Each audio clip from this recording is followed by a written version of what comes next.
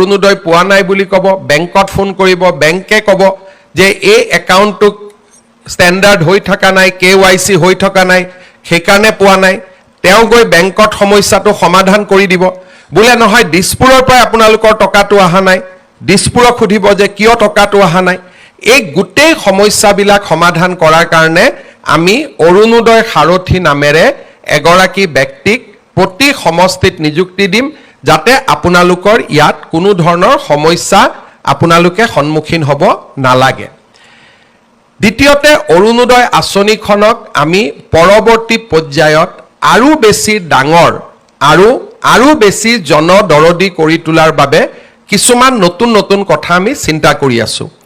নিৰ্বাচনৰ সময়ত মই যেনেকৈ কৈছিলোঁ যে আমি লাহে লাহে অৰুণোদয় পুঁজিৰ যিটো আজি আপোনালোকে 1250 পাই আছে, তাকো আমি লাহে লাহে ইয়াক বঢ়াই লৈ যাম। তৃতীয়তে আমি আৰু এটা সুবিধা কৰিব খুজিছোঁ, যেনেকুৱা আজি মোৰ অৰুণোদয় আমি বছৰত 1250 টকাকৈ যদি আমি 10 মাহত যোগ কৰোঁ, তেতিয়াহ'লে আমি অৰুণোদয় কিমান পাওঁ? 12,050 টকা পাওঁ। লগত যদি আৰু 2 মাহ যোগ কৰি দিওঁ, তেতিয়াহ'লে আমি 15,000 পাওঁ। আমি 15,000 টকা পাওঁ। কিন্তু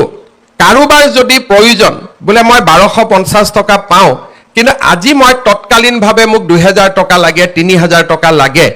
তেতিয়াহ'লে আপোনালোকক আমি এটা ভৱিষ্যতৰ দিনত সুবিধা কৰি দিম যে আপোনালোকে সুদত কাৰোৰ পৰা টকাটো ল'ব নালাগে। অৰুণোদয়ৰ পৰাই আপোনালোকে 2,000 টকা আগতীয়াকৈ ল'ব পাৰিব। পিছত আমি 200 টকা কৰি আপোনালোকৰ পৰা অৰুণোদয়টো কাটি কাটি আমি গৈ থাকিম পাৰিব। আৰু তেওঁলোকে আপোনালোকৰ যেতিয়া অৰুণোদয় পোৱা নাই বুলি ক'ব, বেংকত ফোন কৰিব, বেংকে ক'ব যে এই একাউণ্টটো ষ্টেণ্ডাৰ্ড হৈ থকা নাই, KYC হৈ থকা নাই, সেইকাৰণে পোৱা নাই। তেওঁ গৈ বেংকত সমস্যাটো সমাধান কৰি দিব। বোলে নহয় দিছপুৰৰ পৰাই আপোনালোকৰ টকাটো অহা নাই, দিছপুৰক সুধিব যে কিয় টকাটো অহা নাই। এই গোটেই সমস্যাবিলাক সমাধান কৰাৰ কাৰণে আমি অৰুণোদয় সাৰথী নামেৰে এগৰাকী ব্যক্তিক প্ৰতি সমষ্টিত নিযুক্তি দিম, যাতে আপোনালোকৰ ইয়াত কোনো ধৰণৰ সমস্যা আপোনালোকে সন্মুখীন হ'ব নালাগে। দ্বিতীয়তে অৰুণোদয় আঁচনিখনক আমি পৰৱৰ্তী পৰ্যায়ত আৰু বেছি ডাঙৰ আৰু বেছি জনদৰদী কৰি তোলাৰ বাবে কিছুমান নতুন নতুন কথা আমি চিন্তা কৰি আছোঁ। এতিয়া মই বহুত ক্ষেত্ৰত দেখোঁ যে মোক কিছুমান মহিলাই কয় যে মামা দাদা আমি অৰুণোদয় পোৱা নাই। মই কওঁ কিয় পোৱা নাই? আপুনিতো পাব লাগিছিলে। অলপ পিছত আহি মই গম পাওঁ যে ৰেচন কাৰ্ডত তেওঁৰ শাহুৱেকৰ নাম আছে, শাহুৱেকে পাই আছে কাৰণে বোৱাৰীয়েকে পোৱা নাই, আৰু কৰবাত বোৱাৰীয়েকে পাই আছে কাৰণে শাহুৱেকে পোৱা নাই। সেই কাৰণে বহু মহিলাই অৰুণোদয় নোপোৱাৰ অভিযোগো চলি থাকে। পৰৱৰ্তী সময়ত আমি এনে পৰিয়ালসমূহকো কেনেকৈ যোগ্য মহিলাগৰাকীয়ে অৰুণোদয় পাব পাৰে তাৰ বাবে আমি ব্যৱস্থা ল'ম। দ্বিতীয়তে নিৰ্বাচনৰ সময়ত মই যেনেকৈ কৈছিলোঁ যে আমি লাহে লাহে অৰুণোদয় পুঁজিৰ যিটো আজি আপোনালোকে 1250 পাই আছে, তাকো আমি লাহে লাহে ইয়াক বঢ়াই লৈ যাম। তৃতীয়তে আমি আৰু এটা সুবিধা কৰিব খুজিছোঁ, যেনেকুৱা আজি মোৰ অৰুণোদয় আমি বছৰত 1250 টকাকৈ যদি আমি 10 মাহত যোগ কৰোঁ, তেতিয়াহ'লে আমি অৰুণোদয় কিমান পাওঁ? 12,050 টকা পাওঁ। লগত যদি আৰু 2 মাহ যোগ কৰি দিওঁ, তেতিয়াহ'লে আমি 15,000 পাওঁ। আমি 15,000 টকা পাওঁ। কিন্তু কাৰোবাৰ যদি প্ৰয়োজন বোলে মই 1250 টকা পাওঁ, কিন্তু আজি মই তৎকালীনভাৱে মোক 2,000 টকা লাগে, 3,000 টকা লাগে, তেতিয়াহ'লে আপোনালোকক আমি এটা ভৱিষ্যতৰ দিনত সুবিধা কৰি দিম যে আপোনালোকে সুদত কাৰোৰ পৰা টকাটো ল'ব নালাগে। অৰুণোদয়ৰ পৰাই আপোনালোকে 2,000 টকা আগতীয়াকৈ ল'ব পাৰিব। পিছত আমি 200 টকা কৰি আপোনালোকৰ পৰা অৰুণোদয়টো কাটি কাটি আমি গৈ থাকিম। নহ'লে পূজাৰ আগতে বা ল'ৰা ছোৱালী এডমিশ্যনৰ সময়ত আপোনালোকক কেতিয়াবা 5,000 টকাৰ দৰকাৰী হয়। এতিয়া আপোনালোকে 5,000 টকাটো বিচাৰি পেলাই কাক যাব লাগে? কোনোবা গাঁৱৰ মানুহৰ তাত গৈ 5,000 টকাটো সুদত ল'ব লাগে। কিন্তু আপোনালোকৰ অৰুণোদয়ত ইতিমধ্যে মাৰ্চলৈকে পাবলগীয়া টকা 7,000 আছেই বা 4,000 টকা আছে। আপোনালোকে যিমান টকা বছৰটোত পাবলগীয়া আছে, সিমানখিনি টকা আপোনালোকে আমাৰ পৰা আগতীয়াকৈ খুজি ল'ব পাৰিব আমি আপোনালোকৰ টকাটো মাহত কাটি কাটি গৈ থাকিম তেতিয়া কি হ'ব বিনা সুদত আপোনালোকে এডভান্স ল'ব পাৰিব তেতিয়া বোলে মই অক্টোবৰ নৱেম্বৰ মাহৰ অৰুণোদয়টো মোক আজিয়ে লাগে মোৰ ল'ৰা ছোৱালী কৰবাত এডমিশন দিব লাগে বা কিবা বেমাৰ হৈছে মোৰ ঘৰত বিপদ হৈছে আপোনালোকে অৰুণোদয়টো আমাৰ পৰা আগতে ল'লে আমি আপোনালোকক মাহত কাটি কাটি কাটি কাটি দি থাকিলো তাৰ মানে 15,000 টকাৰ 10,000 বা 8,000 টকা আপোনালোকে যাতে আমাৰ পৰা আগতীয়াকৈ ল'ব পাৰে তেনেকুৱাও এটা নতুন কাম এটা আমি আৰম্ভ কৰিম দ্বিতীয়তে আৰু এটা আমি কাম কৰিব পাৰো যে মোক আজি 10,000 টকা বেংকৰ পৰা লোন লাগে আপোনালোকে 10,000 টকা বেংকৰ পৰা লোন ল'লে আৰু আমি বেংকক কম লোনটো বাইদেউজনে নিজে ঘূৰাই নিদিয়ে অৰুণোদয়ৰ পৰা 500 টকা কাটি থাকক তাৰ মানে 10,000 টকা লোন পালে 500 টকা অৰুণোদয়ৰ পৰা কাটি থাকিলে আৰু আপোনালোকে 10,000 টকাটো নিজৰ যি কামত লাগে তাক আপোনালোকে ব্যৱহাৰো কৰিব পাৰিলে তাৰ মানে অৰুণোদয় টকা আগতীয়াকৈ লোৱা বা অৰুণোদয়টো বেংকক মৰ্টগেজ দি বেংকৰ পৰা লোন লোৱা যেনেকৈ চাকৰিয়াল বিলাকে লোন লয় আৰু দৰমহাৰ পৰা কাটি কাটি গৈ থাকে তেনেকৈ অৰুণোদয়টোকো আমি এটা পৰ্যায়লৈকে লৈ যাব খুজিছো যে অৰুণোদয় টকাটো বেংকে কাটি থাকিব অকনমান টকা ইনষ্টলমেন্টত আৰু আপোনালোকে তাক এটা লোন ল'ব পাৰিলে বেংকৰ পৰা তেনেকৈ লোন লোৱা আৰু এডভান্স লোৱা এই দুইটা আঁচনিও আমি অৰুণোদয়ত সন্নিবিষ্ট কৰিম লাহেকৈ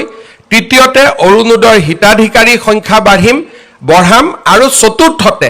আমি অৰুণোদয়ৰ পুঁজিও আমি লাহে লাহে বৃদ্ধি কৰি গৈ থাকিম যাতে ই আপোনালোকক সহায় কৰিব পাৰে ই আপোনালোকক বিপদৰ সময়ত সহায় কৰিব পাৰে আজি আমাৰ সমাজত মই বহুত মানুহক দেখো যে মানুহৰ যেতিয়া কিবা কাৰণত বেলেগ কিবা ঘটনা ঘটি থাকে মানুহে খালি অৰুণোদয়ক গালি দিয়ে চৰকাৰে ইমান এইটো কৰিব পৰা নাই অৰুণোদয়ত কিন্তু টকা দি আছে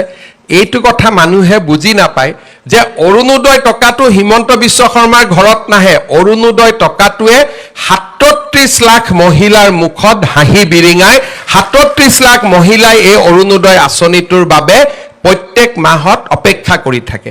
যিসকলে অৰুণোদয় গালি পাৰি থাকে